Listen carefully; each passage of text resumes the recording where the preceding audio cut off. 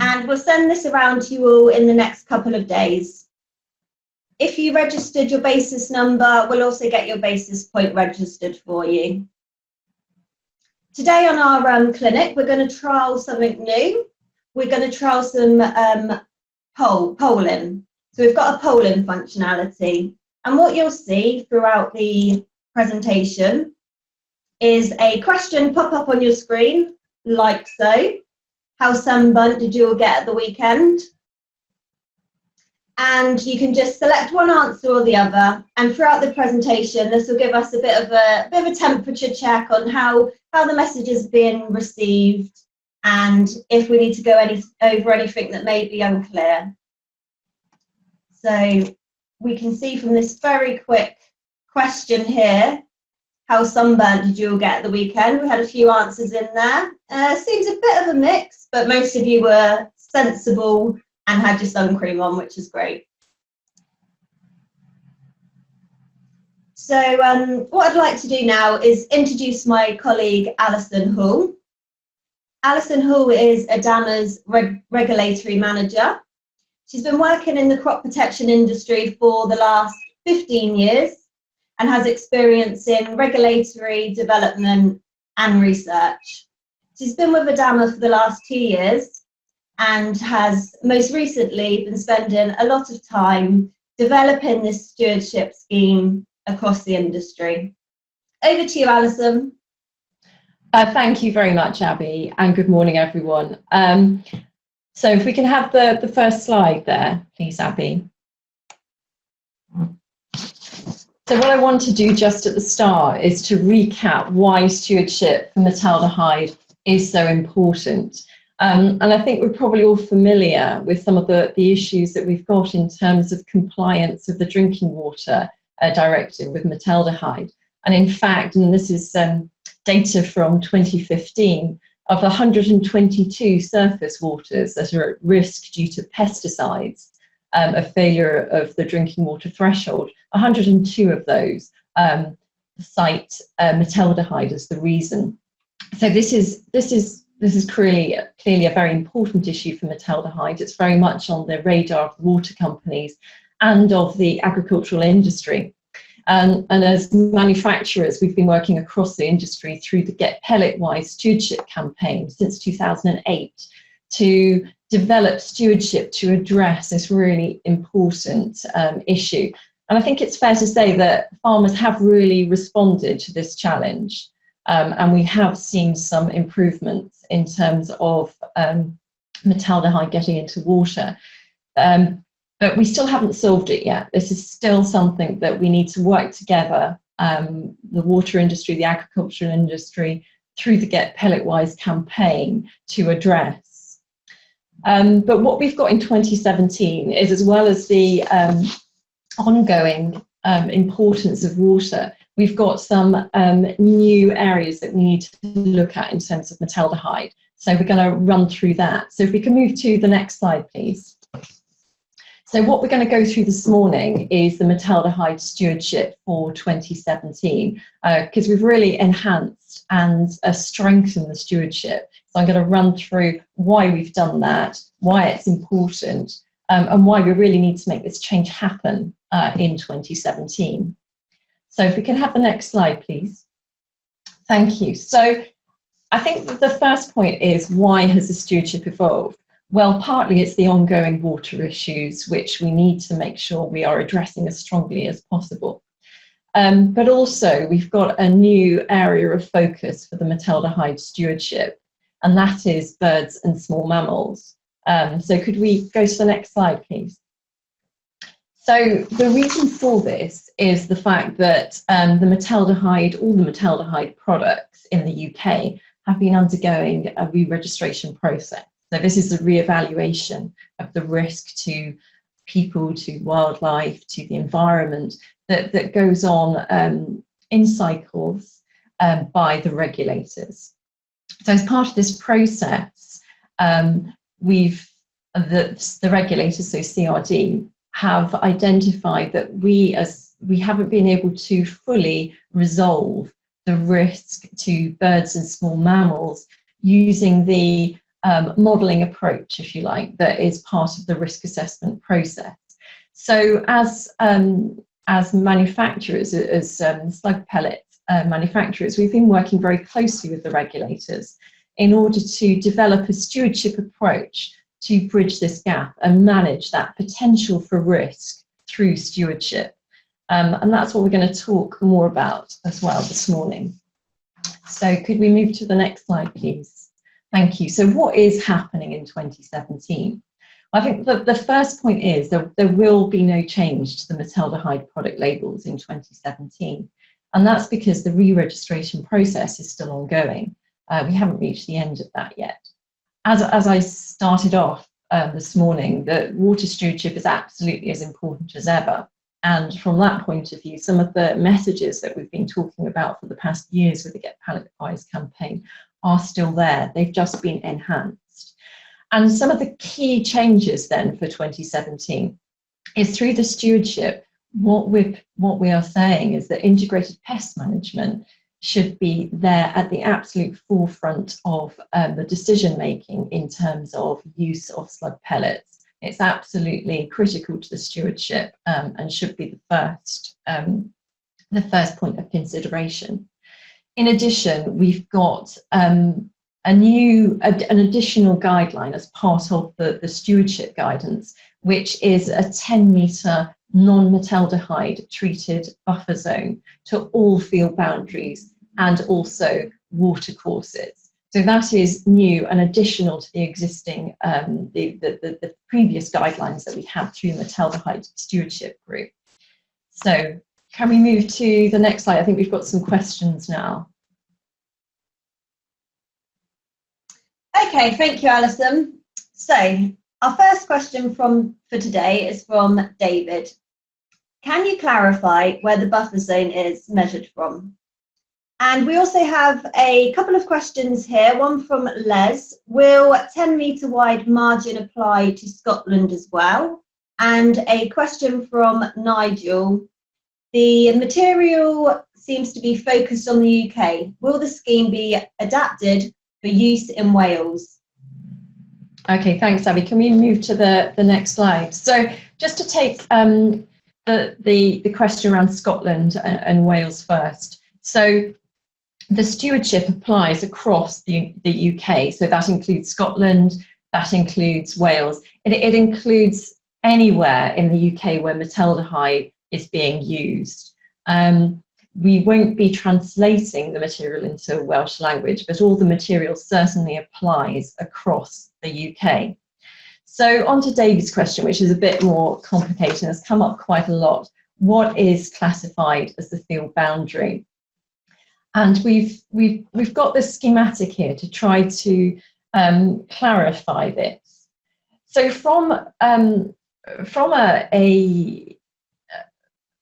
so the field boundary is measured according to the RPA scheme, and the RPA scheme defines the field boundary as the edge of the cropped area. So if you could just build on this slide, you can see the red line there. That is the edge of the cropped area. Now, how we're not defining this, if you like. How this is defined according to the RPA is that any area that is permanently taken out of production. So, for example, on this diagram here, you can see a permanent grass strip next to the watercourse.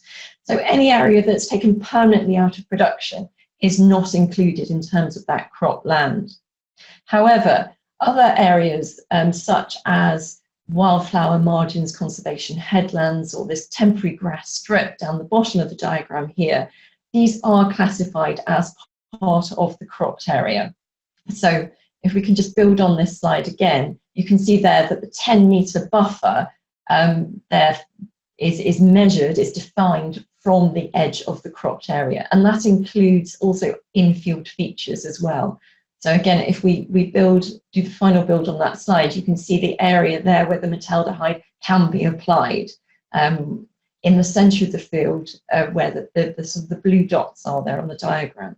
So this is how, from a practical point of view, we need to think about the field boundary in terms of the 10-metre buffer for not treatment by metaldehyde.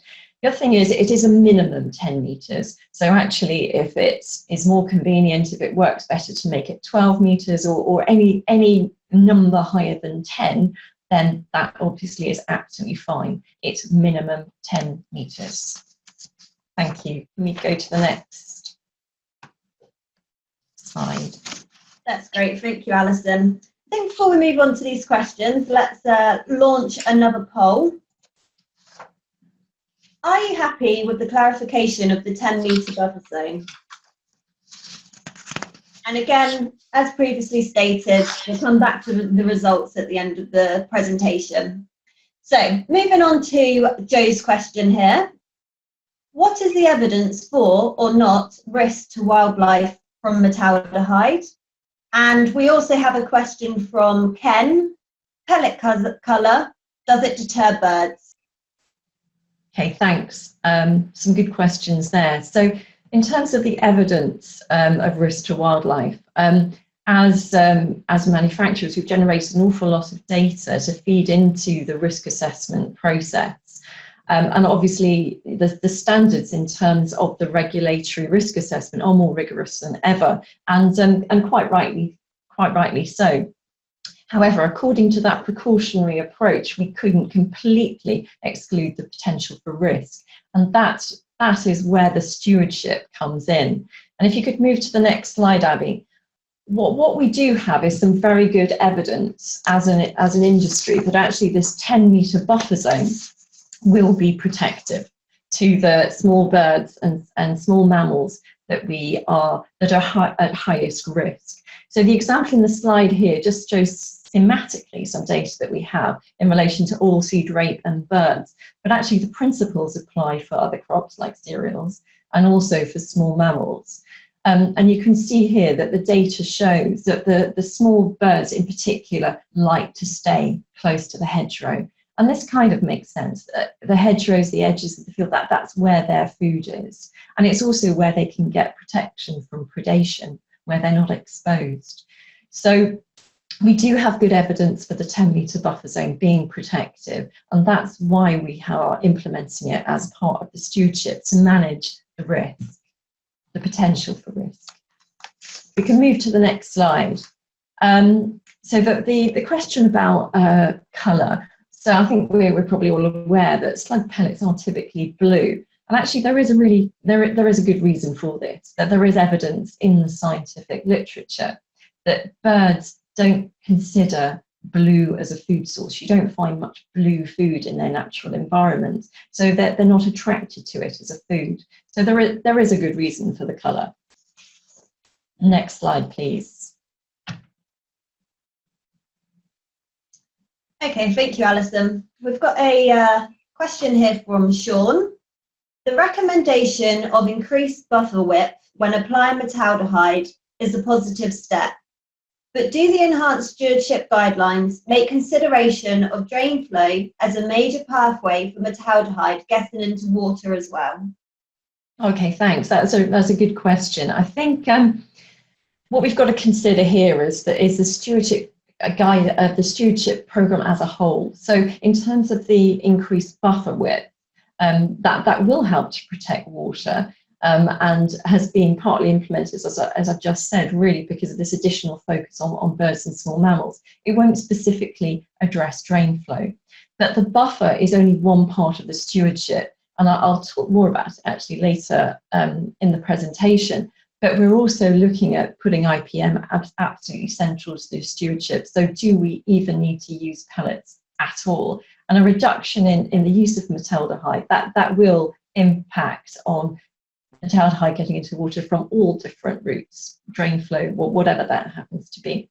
Also, we're still very much talking about the field factors in terms of risk to water, so soil slope, stream, and thinking about weather, thinking about saturation. And again, this will all work towards minimising the metaldehyde getting into water from other routes. So we need to look at the stewardship as a whole. The buffer is one very important part of it, but it's not the only part of the stewardship. So can we move to the next question? Thank you. Okay, before we move on to this question from Steve, we've got another poll. Is the introduction of a 10-metre buffer going to reduce your use of metaldehyde? So while you guys are casting your votes there, I'll move on to the question. Is the attainment of compliant drinking waters and use of metaldehyde slug pellets on autumn sown crops mutually compatible? And how are these to be achieved, especially when slug challenge is high? Or is it ultimately just a choice between one or the other? Okay, another very good question there. I think what's clear is those two goals identified in the question, so compliant drinking waters and also viable autumn sown crops, are both really important goals. They're important goals to the water industry, they're important goals to the agricultural industry. Food and water, they're both very important to all of us in society. So I think the collaborative approach that we've really been pioneering through the Get Pellet Wise Stewardship campaign, where we are working as the agricultural industry very closely with the water industry to try to identify a solution to this issue, which actually recognises that both of these goals are important and finds a pathway to identify approaches to address both of these areas and come up with a solution that works. I think that collaborative approach is the way forward. It is the right way to get there. We're not fully there yet. We know that because we have still got detections of metaldehyde in water. But I think the collaborative approach has to be the way that we need to pursue this. And ultimately, therefore, we would aim for it not to be a choice between one or the other. So if we can move to the next question. Thank you. Okay, we've got a few questions here. So what we'll do is we'll go through them one by one. Does the lowest effective dose change with weather conditions? That's a question from Phil. Okay, thanks. So the short answer is no. The lowest effective dose is the lowest effective dose regardless of the weather. So, however, what does change with weather conditions, and I think many of us are aware of this, is the slug pressure. We know they like wet weather, and also the risk in terms of getting into water, because obviously that is very dependent on rainfall events, very dependent on the level of saturation of the field, again, due to rainfall. So although the lowest effective dose doesn't change, the risk will change. Okay, so next question. Okay, on to our next question from Chris. What is the difference in the throwability or projectile capability of different pellets? This could result in some pellets getting nearer rivers than others. Okay, thanks. So I think this is where calibration of equipment is very important, because we're recommending through the stewardship and not just our guidelines, but also through other schemes such as the Red Tractor Assurance, that equipment's calibrated both between seasons of use and also between different metaldehyde products, different metaldehyde slug pellets. So through that calibration, you'll be able to understand the spread of those particular pellets. And so from that, you can set your application equipment accordingly to ensure that you can maintain the 10-metre buffer. So calibration, absolutely important. And the next question. Okay, and our next question here. What are the changes to the Metaldehyde Stewardship this year? And that's a question from Brett. Okay, thanks. So we've gone through some of the changes, but perhaps go into a bit more detail. Could we go to the next slide, please, Abby? So in terms of what's changing this year, so we're going to just quickly recap what the situation's been before 2017, what we are promoting this year, and then what looking forward a little bit to 2018 and onwards. So previously, obviously, the focus for Metaldehyde Stewardship has been water. This still is a very critical issue, and it has been the main focus of Metaldehyde Stewardship. And from a buffer zone perspective, we've been promoting a 6-metre buffer zone to watercourses. 2017, the stewardship has evolved, it has enhanced, and there's a few reasons for that. But we've got one of these is the fact we've got this additional focus on birds and small mammals. Continued focus on water, absolutely, but an additional focus on birds and small mammals. And in terms of the actual stewardship recommendations, we've got IPM as absolutely forefront and central to the stewardship. And as we've been talking about in quite a lot of detail, this 10-metre buffer zone to not just watercourses, to all field boundaries. What we're expecting in 2018 as well, we're expecting the completion of the re-registration process, which we would anticipate will lead to changes in the Metaldehyde product labels. And in particular, we would anticipate the 10-metre buffer zone being included as a label, as on the label, so as a condition of use of the product. So if we can move to the next slide, please. So to go into a bit more detail about 2017, the Get Pellet Wise Stewardship campaign has developed these 4 steps to think about what we should be doing in 2017 in terms of Metaldehyde stewardship.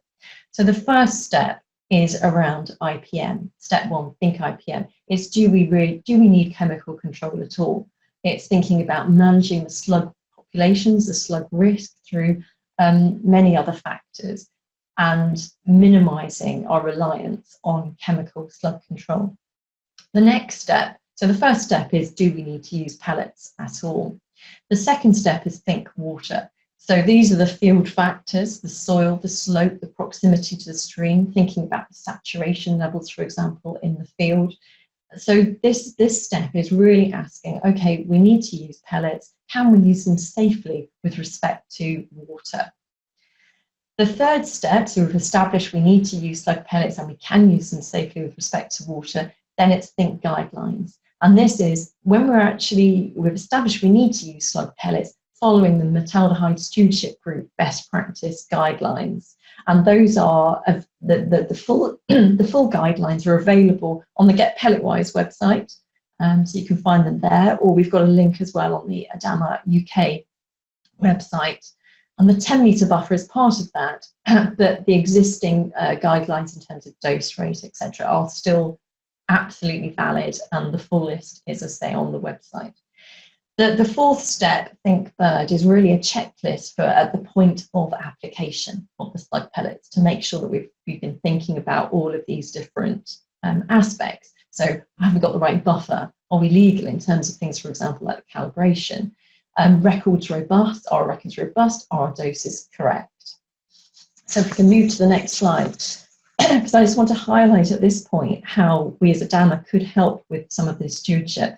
And that's through the Water Aware app, which incorporates #SlugAware. So the Water Aware part of the app, that is a decision-making tool to support you in terms of understanding the risk to water. So the Water Aware app takes into account your location, the weather going forward over the next couple of days, and the weather conditions that have been, in order to give you a traffic light idea as to whether it is safe to use Metaldehyde with respect to water. And actually the Water Aware app is not specific to Metaldehyde, it's not specific to Adama products. You can use it with any active substance that you're thinking of where there might be a risk to water, to help with the decision making. The #SlugAware part of this, which is incorporated into the Water Aware app, is an algorithm that predicts the risk of slugs in the field. So again, that is part of it's a decision support tool. So that may be able to help, particularly with the first 2 steps of the stewardship that we've been talking about. Okay, next slide. Okay, just before we jump across to this question, I'm going to launch our next poll. And we were just wondering, did you know about the Water Aware app featuring #SlugAware before this webinar? And our question from Kieran, are there any viable alternatives, Alison? Okay, thanks. Can we move to the next slide? So again, the short answer to this is from a chemical point of view, there is only one other alternative. So there are 2 different types of active substance that are available in the UK to control slugs. So we've got metaldehyde, obviously, that we've been talking about today, and there's also ferric phosphate. So there's those two active substances. And as you can see from the graph here, certainly over the past years, metaldehyde has been the predominant method of slug control. But there are only two, so which is one of the reasons why it's very important to maintain the option to have metaldehyde. So if we could move to the next slide. And I think this is really key. So if we're talking about chemical control, there are those only two options. However, if we're talking about slug control and managing the slug populations, this is where integrated pest management comes in. And this is why we've really got it at the forefront of the stewardship this year.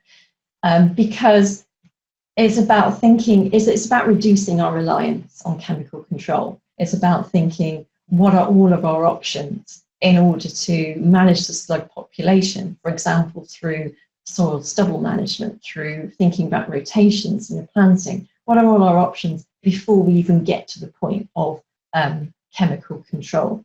So the diagram here in the presentation is just an outline of those steps, but the Get Pellet Wise campaign has developed a leaflet going into much more detail as to what kind of things can be thought about in terms of IPM in relation to slug control. And that IPM booklet is available again on the Get Pellet Wise website, so I'd encourage you to go there. And it's also, we have a link on the Adama UK website, so that's another route for you to be able to find that. So if we could go to the next slide. Okay, a question here from Terry. How likely is it that it will be banned? What's a lovely question. This is where I wish I had a crystal ball and could predict the future. Nobody can say for sure, but I think what is clear is that through the collaborative approach that we've really pioneered across the industry, through the Get Pellet Wise campaign, we've got good relationships with the water industry, we're working with the regulators, we're developing the stewardship. The agricultural industry is rising to the challenge of that stewardship, realizing the importance of the stewardship in terms of maintaining metaldehyde as a tool for slug control. And as I was saying earlier, there are only two options when you're talking about chemical slug control, so it is important that we protect this tool as long as possible. So I think we're doing all the right things, and we need to make sure this stewardship is really embraced and implemented this year. And I think we've got good chances that it won't be banned. Next question. Okay, our next question from Ian. When will restrictions be put on recreational users? We are heavily regulated, and rightly so, and yet I can go to a garden centre and buy slug pellets and turn my flower borders and veg patch blue. It was heavily discussed at cereals and Neuroso courses in the winter. Okay, well, what I can say here is that this is very much on the radar of the industry in terms of stewardship of metaldehyde in the home and garden area. And this is something that is in development, and I think we will hear a lot more about it over the next 6 months. Okay, so next slide, please. Okay, thank you. So just to summarise some of the key elements of the 2017 stewardship for metaldehyde, just pulling together all the points that we've been talking about this morning and highlighting some of the new features of the metaldehyde stewardship, the enhanced stewardship for 2017. So absolutely forefront to the stewardship in 2017 is thinking about IPM, integrated pest management. Do we need to use slug pellets at all? Can we use cultural methods, rotations, to manage our slug populations? We simply need to reduce our reliance on chemical control. If we do need to use the slug pellets, then the key new recommendation for 2017 is that no metaldehyde slug pellets should be allowed to fall within a minimum 10 metres of any field boundary or watercourse. We've now got a new focus for the stewardship, and that is birds and small mammals, but absolutely water is as important as ever. And a key difference for this season is that this enhanced stewardship is now a CRD agreed condition of metaldehyde product availability. So we've been working very closely with the regulators developing the stewardship programme and ensuring the future sustainable use of metaldehyde through the enhanced stewardship. So thank you very much. Move over to the next slide. Okay, thank you for your presentation, Alison. We have had some questions in already, but if anyone else has any questions, please use the Q&A icon at either the top or the bottom of your screen. Before we dig into the questions, I'd firstly just like to say sorry again for the technical issues at the beginning of the presentation. And again, we are recording this webinar and it will be sent round if anything was unclear and you need to listen over it again. Let's just take a look at our polling. So our first question was, are you happy with the clarification of the 10-metre buffer zone? So as we can see, 93% yes, fully understood, which is great. But if you do have any questions, then Alison or any other member of the Adama team is always around and happy to help. Our next poll question is the introduction of a 10-metre buffer going to reduce your use of metaldehyde? Now, the majority of people actually said this isn't applicable to them. We had some yeses and some don't knows, which is a good mix. Alison, do you have any comments on that? I think it's fair to say, you know, with the don't know, this is new for 2017, so we're all learning. And I think it will be very interesting to see at the end of the season what people's experiences of the 10-metre buffer zone is. So that's perhaps something we can think about in terms of getting some feedback at the end of the season in terms of the practicality of implementing the buffer, and also perhaps asking this question again. Yeah, thank you.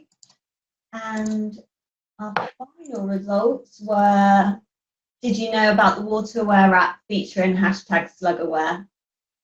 It seems the majority of people have heard of it, but aren't actually using it. Alison, do you have any comments on this? Well, I think again, this is something where it would be good to get some more feedback. So perhaps we can do that in a follow-up email, just to understand, because obviously we want this as a tool to help people. So we want it to be targeted to what people want. So some feedback in terms of perhaps why you use it. If you do use it, what you think is really good about it, or if you don't use it, why not? You know, is there something that we can further develop it to make it more practical, more useful?